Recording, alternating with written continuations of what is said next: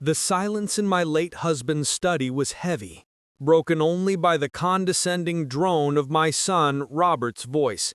He and his wife Evelyn stood before me, their faces a carefully composed mask of filial concern.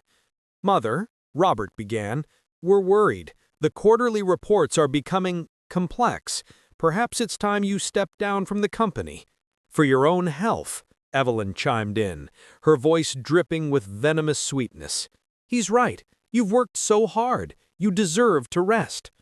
She placed a stack of documents on the polished desk between us, legal papers for a competency hearing and a power of attorney agreement.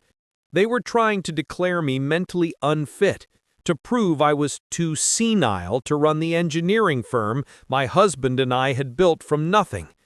"You'll die alone and with nothing," she had laughed to a friend over the phone, a conversation I had accidentally overheard. They thought they were gently easing a frail old woman into irrelevance while seizing her life's work. They had no idea my husband, a brilliant strategist even in death, had left me one final, secret weapon. My husband, Arthur, was the heart of our company, but I was its spine. He was the visionary inventor. I was the one who managed the finances, the contracts, the strategy. We were partners, equals. When he passed, the board unanimously supported me to take over as CEO. But Robert, my only son, was weak and easily swayed. His wife, Evelyn, a former corporate lawyer with a soul of pure ambition, saw me not as her mother-in-law, but as a placeholder, an obstacle between her and the CEO's chair. Their campaign was a slow, insidious poison. They would move items on my desk and tell me I was forgetful. They would help with my calendar, causing me to miss important meetings. In front of board members, they would finish my sentences, clarifying my points, as if speaking to a child. They were building a narrative, brick by brick, that the brilliant matriarch of the company had lost her mind. The competency hearing was to be their checkmate. After they left my study, I didn't call my lawyer. I walked to the large leather-bound book on the shelf, the one they always ignored. It wasn't a photo album. It was the original company charter, the foundational document Arthur and I had drafted 30 years ago. I ran my fingers over the embossed title, my heart aching with love for my husband's foresight.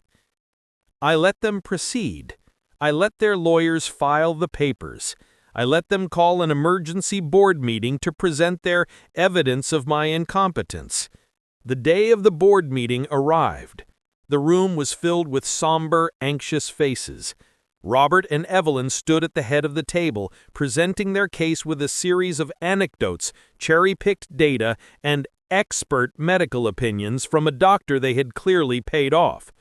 They painted a compelling picture of a woman losing her grip, a danger to the company she had built. When they finished, all eyes turned to me. I was supposed to be the frail, confused old woman. I sat there silent until the chairman formally asked for my response. I didn't give a speech. I simply said, "Please open your binders to the final page of the original company charter, a copy of which is before you. Specifically, Clause 12, Section D." A confused shuffling of papers filled the room. Robert and Evelyn exchanged a triumphant look, thinking this was just the rambling of a senile mind. Then the first board member found it. A quiet gasp, then another. Clause 12, Section D was titled "The Matriarch's Mandate." It was a clause my husband had insisted on, a testament to his trust in me. It stated, in clear, ironclad legal language, that in the event the CEO's competency was formally challenged by a direct descendant who was also an employee of the company, and that challenge was found to be unsubstantiated, two things would happen automatically. First, the employment of the challenger would be immediately and irrevocably terminated. Second, all company shares held by the challenger would be forfeited and absorbed back into the company's treasury. It was a loyalty test written into the very DNA of the company, a trap for a greedy heir.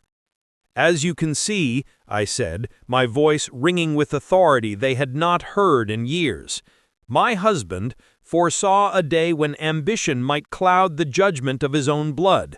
This challenge," I said, looking at Robert and Evelyn, "is not only unsubstantiated, it is a malicious, calculated attempt to seize control. It is therefore a direct violation of the Charter." I placed my own medical evaluation on the table, signed that morning by the 3 most respected neurologists in the state, attesting to my perfect cognitive health. The challenge has failed. The silence in the boardroom was absolute. Robert's face was ashen. Evelyn looked at me, her mask of concern finally dropping to reveal the pure, unadulterated hatred beneath. She hadn't just lost the company, she had engineered her own husband's complete and total ruin. He was not only fired, but he was now penniless, his entire inheritance, his shares in the company, gone in an instant. I stood up.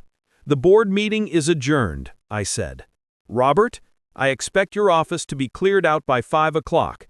And Evelyn," I added, looking at my daughter-in-law, "it seems you were right about one thing. One of us is indeed about to be left with nothing. It just isn't me."